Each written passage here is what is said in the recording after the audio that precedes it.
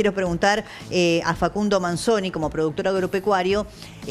Hubo una noticia un poquito mejor, si se quiere, para ustedes en este contexto donde para los exportadores un dólar en este nivel quizá no sea un incentivo muy grande, que es el precio de las commodities. Algunas fueron un poquito mejor estos días, ¿no? Sí, sí, igualmente están estancadas. Sí. Decir, es cuestión de comparar con los precios históricos y te vas a dar cuenta que está bajo todavía.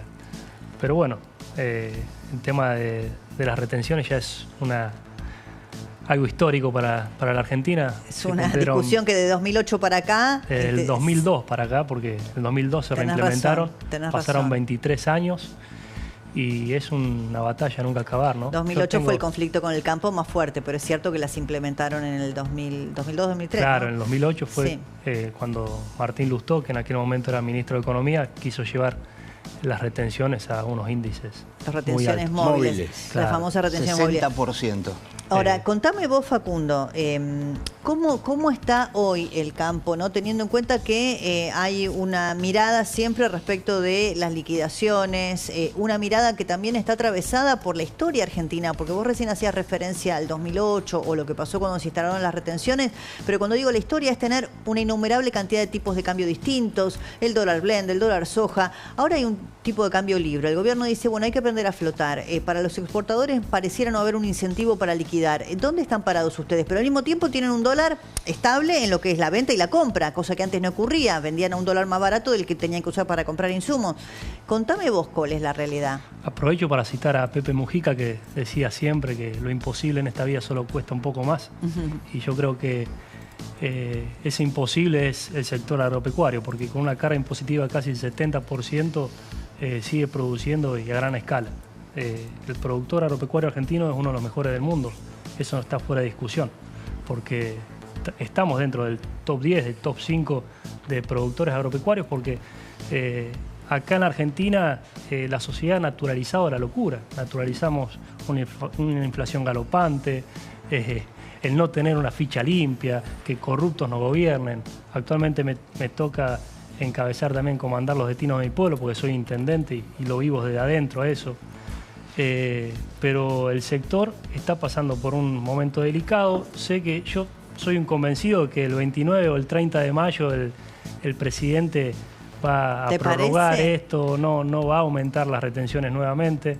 Claro, las definió acá como un impuesto injusto y arbitrario. Él dijo que el objetivo es terminar con ellas, pero que esta medida por la cual quedaron exceptuados terminaba el 30 de mayo y que no iba a haber prórroga, y a modo de también... Yo creo que con eso busca que liquiden en un corto plazo. La liquidación, la verdad es que se pausó un poco, porque tuvimos un temporal de 15, 20 días en la zona núcleo en la que no se pudo cosechar. Imagínense que nosotros siempre a esta altura ya estamos finalizando la cosecha y recién vamos por entre un 60 y un 65% del campo cosechado, porque nos hemos demorado un montón.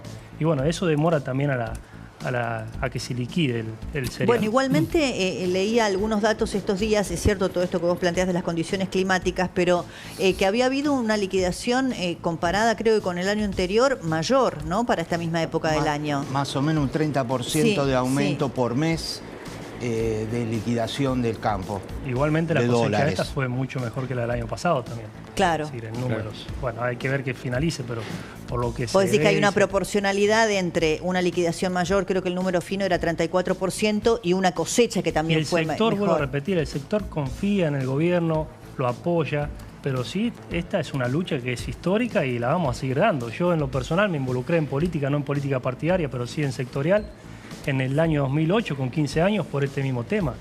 Y si bien comparto un montón de ideas con el gobierno, es más, ayer me junté con la ministra Patricia Bullrich, a la cual aprecio, a la cual milité para que sea presidente, y hoy le toca ocupar un cargo clave en el gobierno nacional, que creo que es la persona adecuada para llevarlo adelante. Y estuvimos debatiendo esto, es decir, comparto un montón de cosas que están haciendo. Pero ahora, esto, sí, es decir, sigue saqueando porque el impuesto, que es un impuesto injusto y arbitrario, que son las retenciones, no es coparticipable.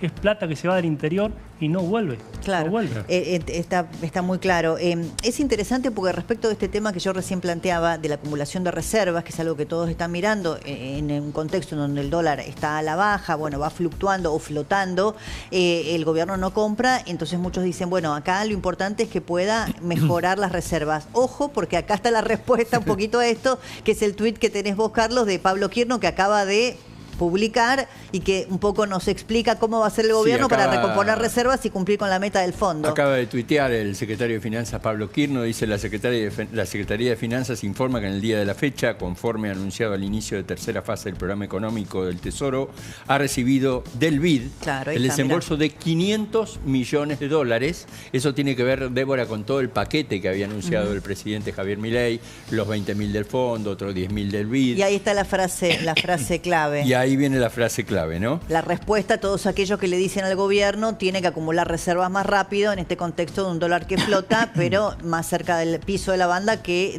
del techo. Y decir que esos 500 millones de dólares son financiamiento especial para el desarrollo, básicamente. Y ahí dice que serán destinados a políticas que promuevan la acumulación de reservas. Entonces, ahí está la respuesta, que van a ser utilizadas para acumular reservas del Banco Central y agrega impulsar condiciones más favorables para un crecimiento liderado por el sector privado. Pero bueno. Gabriel, ¿en qué contexto van a ir a votar los porteños? Pareciera haber bastante apatía, las peleas creo que no ayudan, generan mayor escepticismo y desgano, ya tuvimos índices bajos de participación popular en las elecciones provinciales. ¿Vos qué estás viendo? Lo primero es que diferenciaría absolutamente lo que ha pasado en las provincias con lo que va a suceder el 18 de mayo en la Ciudad de Buenos Aires, que funciona de alguna manera como una paso nacional, en donde realmente están compitiendo los que quieren adueñarse de un sector no peronista, La Libertad Avanza y el PRO. ¿De qué están compitiendo? A ver cuál es el vehículo electoral más eficiente para enfrentar a los del otro lado, para enfrentar al kirchnerismo. Asoman los monstruos del otro lado porque cuál es el mejor instrumento para combatirlo. Entonces me parece que la discusión está por ese lado. Ahora, la primera cuestión en cuanto a contexto y a la película que tenemos que ver es que en realidad esto también es una consecuencia del 2023. No podemos mirar la elección de la ciudad de 2025 sin entender que las mitades de la organización como venía funcionando, el esquema político, electoral, hasta el 2023 era uno, con un frente de un lado y un frente del otro, el Frente de Todos, Unión por la Patria, Todos después se llamó, y del otro lado era Cambiemos, Juntos por el Cambio o Juntos, terminó siendo de alguna manera violentado por la incorporación, no de una tercera vía por la ancha avenida del medio, sino por un intruso de la política que vino a romper ese esquema. Por lo tanto, hay una enorme desorganización que la política tiene la ilusión, solo la ilusión, de que las elecciones sean ordenadoras, o mejor dicho, reordenadoras de algún tipo de esquema, porque algunos tienen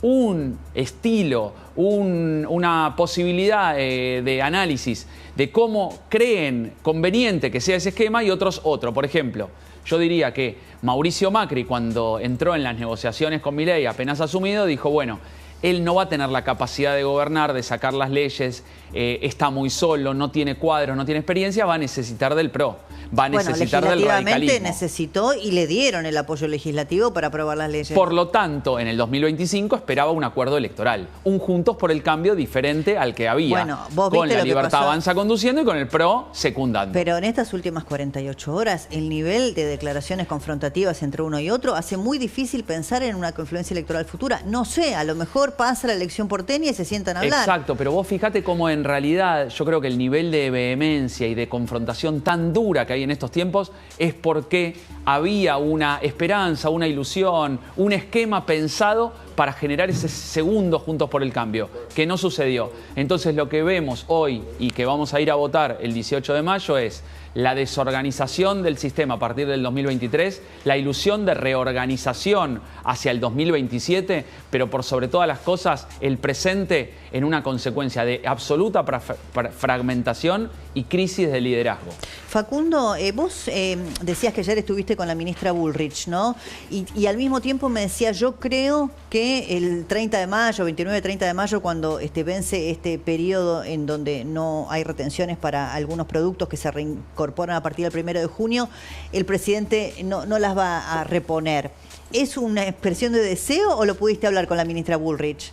No, lo hemos conversado, pero es algo que a lo cual ella no tiene... No tenía injerencia, respuesta, ¿no? digamos, pero claro. Bueno, antes de subir las retenciones se va a tener que cortar una mano el presidente. No creo que quiera eso. Él dijo, antes de subir un impuesto me corto una mano, así.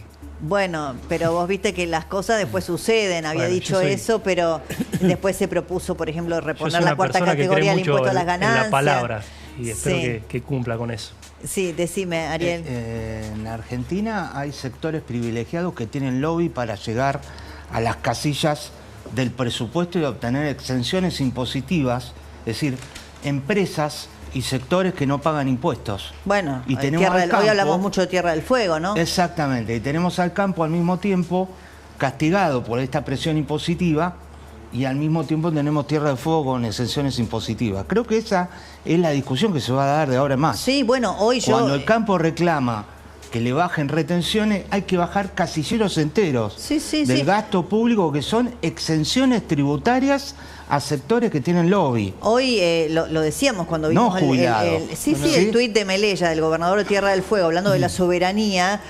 Lo mismo pasó con el kirchnerismo cuando ponían las retenciones y decían que la soberanía alimentaria, que la mesa de los argentinos... La soberanía y quieren poner un puerto chino ahí en Por eso te digo. ¿Qué soberanía?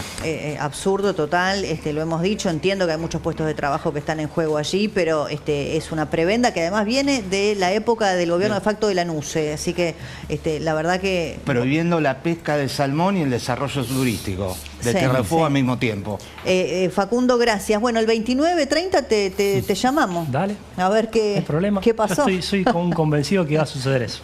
Gracias, gracias por haber venido. Ha sido un gusto. Es productor agropecuario y además intendente. ¿Querés hablar una línea de tu localidad? ¿Cómo está todo por ahí? Estamos mejor. ¿Sí? Tuvimos un año muy complejo el primer año, pero bueno, ya nos hemos acomodado. Así que bien. Bueno, me alegro. Gracias, Ariel. Ariel Korenberg y también a Gabriel Slavinsky. Muchísimas gracias a todos aquí.